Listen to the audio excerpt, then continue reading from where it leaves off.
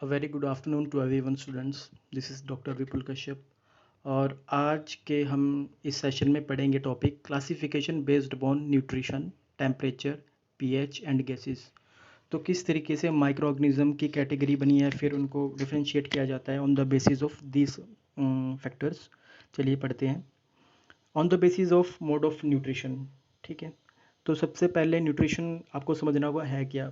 Nutrition basically आपके essential requirement है body की। ठीक है, जिसके कारण आप कोई भी मेटाबॉलिक एक्टिविटी शो कर रहे हैं। ठीक है, तो और हर ऑर्गेनिज्म हो गया, चाहे वो हायर लेवल के हुए चाहे लोअर लेवल के हुए, वो सब न्यूट्रिशन शो करते हैं। माइक्रो ऑर्गेनिजम्स की बात करें तो ऑन द ये डिवाइड करे गए on the basis of energy की। अगर बात करें on the basis of energy, तो they are divided into chemical और लाइट एनर्जी में। ठीक है, केमिकली में कीमोट्रॉप्स आ गए और when they are using light तो फोटोट्रॉप्स आ गए। ठीक है, जो केमिकल एनर्जी यूज़ कर रहे हैं माइक्रो ऑर्गेनिजम्स वो कीमोट्रॉप्स कहलाते हैं, और जो लाइट एनर्जी यूज़ कर रहे हैं फोटोट्रॉप्स कहलाते हैं। ठीक है, और एक और कैटेगरी है on the basis of use of carbon source. ठीक है, कार्बन सोर्स के यूज़ पे कौन कौन से आते हैं। एक तो आपके ऑटोट्रॉप्स आ गए। ठीक है, और दूसरे आ गए आपके हेटेरोट्रॉप्स। ठीक है, हेटेरोट्रॉप्स। तो ऑटोट्रॉप्स कौन से होते हैं, जो basically as a sole source CO2 use कर रहे हैं आपका। ठीक है, CO2 यूज़ करते हैं। और हेटेरोट्रॉप्स कौन से आगे, हेटेरोट्रॉप्स आपके आगे जो बेसिकली यूज़ करते हैं आपका कार्बन सोर्स में ऑर्गेनिक मटेरियल आ गया, उसको ऑब्जॉर्ब कर सकते हैं या डाइजेस्ट कर सकते हैं। ठीक है, वो हेटेरोट्रॉप्स में आ जाते हैं। एक और कैटेगरी से हम डिवाइड करते हैं मोड ऑफ न्यूट्रिशन, वो है आपका on the basis of electron source. ठीक है, आप सभी ने पढ़ा है इलेक्ट्रॉन ट्रांसपोर्ट चेन के बारे में। ठीक है, वहाँ से इलेक्ट्रॉन पास होता है और ATP जनरेट होता है, वो आपका सोर्स है एनर्जी का। ठीक है, उसी तरीके से जो इलेक्ट्रॉन डोनर है, ठीक है, वो आपका कौन सा है, ऑर्गेनिक है या इनऑर्गेनिक है। अगर इलेक्ट्रॉन सोर्स है आपका जो वो इनऑर्गेनिक है, तो उस कंडीशन में बोलेंगे लिथोट्रॉप्स। ठीक है, वो लिथोट्रोपिक बैक्टीरिया हो गए।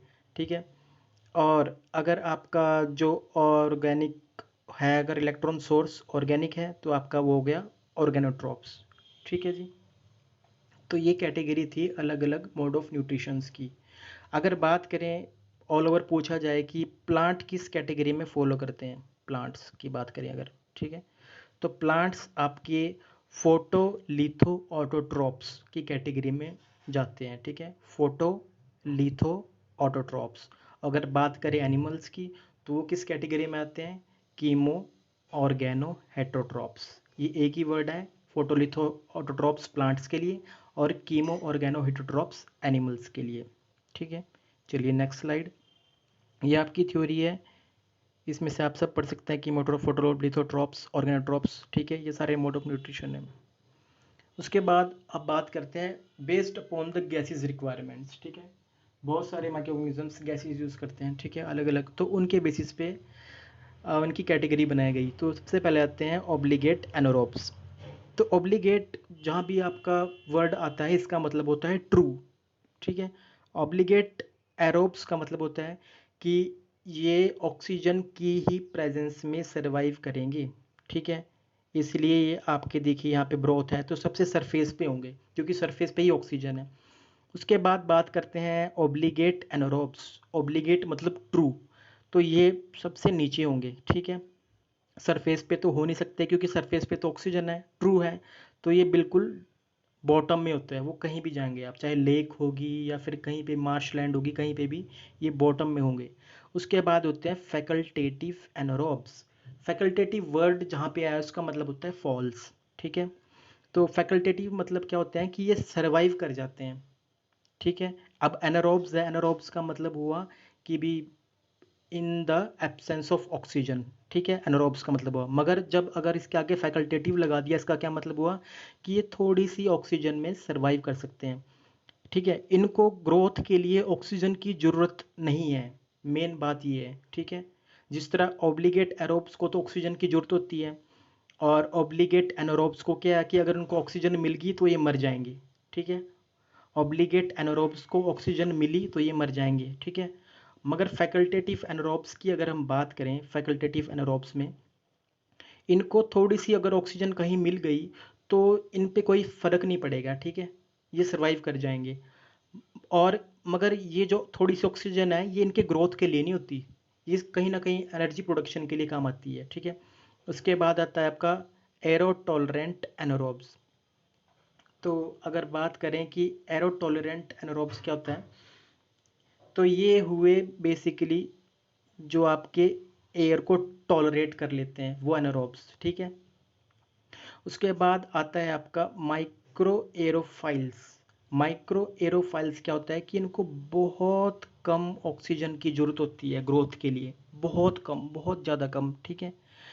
तो ये है इनमें मेन फ़र्क। अच्छा, अगर आप बात करें अगर हम आपके लिए कि ऑब्लिगेट एनारोब्स, ठीक है, और आपका एरो टॉलरेंट एनारोब्स, इनमें फ़र्क क्या है।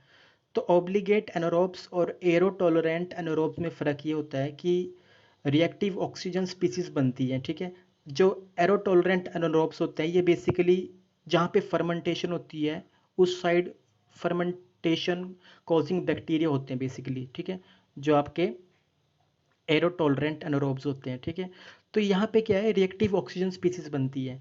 अब रिएक्टिव ऑक्सीजन स्पीसीज क्या होती है, वो क्या है, कई बार इन माइक्रोऑर्गेनिजम्स पे अटैक कर देती है, मगर उसके कारण क्या हुआ, ये मरते नहीं हैं, ठीक है, ये बैक्टीरिया रिएक्टिव ऑक्सीजन स्पीसीज के कारण।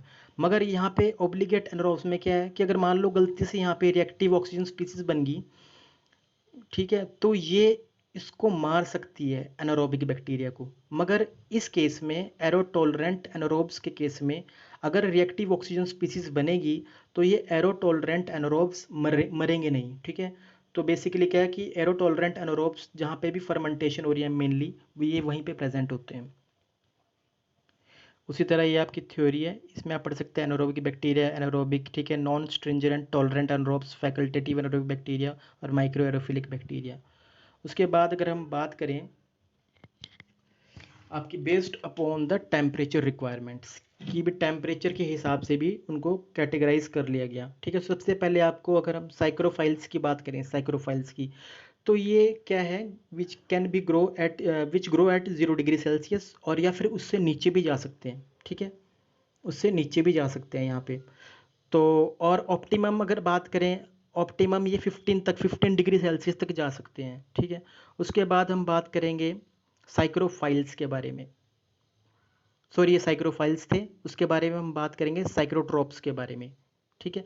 साइक्रोट्रॉप्स कौन से होते हैं, जो 0 डिग्री सेल्सियस पे ग्रो कर जाएंगे, मगर जो बेस्ट ग्रो करेंगे वो 20 to 30 डिग्री सेल्सियस के बीच में बेस्ट ग्रो करेंगे, ठीक है। उसके बाद मीजोफाइल्स हैं। मीजोफाइल्स का क्या मतलब हुआ, ये वो बैक्टीरिया हैं जो 25 to 40 डिग्री सेल्सियस के बीच में ग्रो करते हैं अच्छे तरीके से। और मीजोफाइल्स बैक्टीरिया ही वो बैक्टीरिया हैं जो हमारी बॉडी में पाए जाते हैं मैक्सिमम, क्योंकि हमारी बॉडी का टेम्परेचर आपको पता है कि 37 डिग्री सेल्सियस है, और यहीं पे मैक्सिमम ये ग्रो करते हैं इसी टेम्परेचर पे, ठीक है।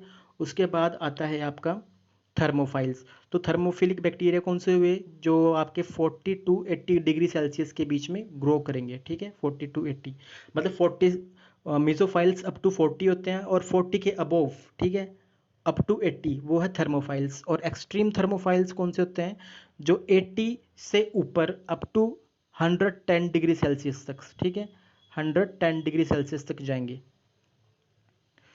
तो वो आपके एक्सट्रीम थर्मोफाइल्स हैं। तो टेम्परेचर के हिसाब से अलग अलग बैक्टीरिया को कैटेगराइज किया गया, और ये सब पाए जाते हैं हमारे ही अर्थ अर्थ पर। तो ये देखिए इसी तरीके से आपकी थ्योरी में बताया, साइक्रोफाइल्स, मिसोफाइल, थर्मोफाइल, ठीक है, ये सारे आप पढ़ लीजिए इनको अच्छे तरीके से। और अब बात करें अगर आपके पीएच के ऊपर, अब पीएच पे भी उनको कैटेगराइज किया गया। आप सबको पता है पीएच स्ट्रिप आप पढ़ते हैं पीएच पेपर, तो अगर 7, जो आपका न्यूट्रल पीएच किसको बोलते हैं, 7 बोलते हैं, ठीक है। तो 7 से नीचे जाएंगे एसिडिक होगा, 7 से ऊपर जाएंगे अल्कलीन होगा, ये आप सबको पता है, ठीक है। तो यहाँ पे क्या रहता है कि 1 to अगर 6.5 तक बात करें तो वो आपका एसिडोफाइल्स होते हैं, ठीक है। और ऑप्टिमम अगर बात करें कि ऑप्टिमम टेम्परेचर पे क्या है, 2 to 3.5, 2 to 3.5 के बीच में एसिडोफाइल ऑप्टिमली करेंगे, ठीक है, ग्रो ऑप्टिमली क्या बोलते हैं कि फेवरेबली, ऑप्टिमम कंडीशंस कौन सी होती हैं जो उसको फेवरेबल करती हैं। ऑल्दो 1 से लेके 6.5 तक जा सकते हैं एसिडोफाइल्स। ठीक है, उसके बाद न्यूट्रोफाइल्स की बात करें, न्यूट्रोफाइल्स 6.5 से लेके 7.5 के बीच में रहते हैं। ठीक है, 6.5 से 7.5 के बीच में। ठीक है, और एल्कोलोफाइल्स के बारे में बात करें, अल्काली फाइल के बारे में बात करें, तो ये 7.5 से लेके अप टू 14 तक, ठीक है, ये जा सकते हैं। तो on the basis of pH यहाँ पे डिस्क्राइब करा गया बैक्टीरिया को। तो आप यहाँ पे भी देख सकते हैं एसिडोफाइल्स, न्यूट्रोफाइल्स और अल्काली फाइल्स के बारे में विद एग्जांपल्स। तो आज के लिए ये आपका टॉपिक था। Thank you.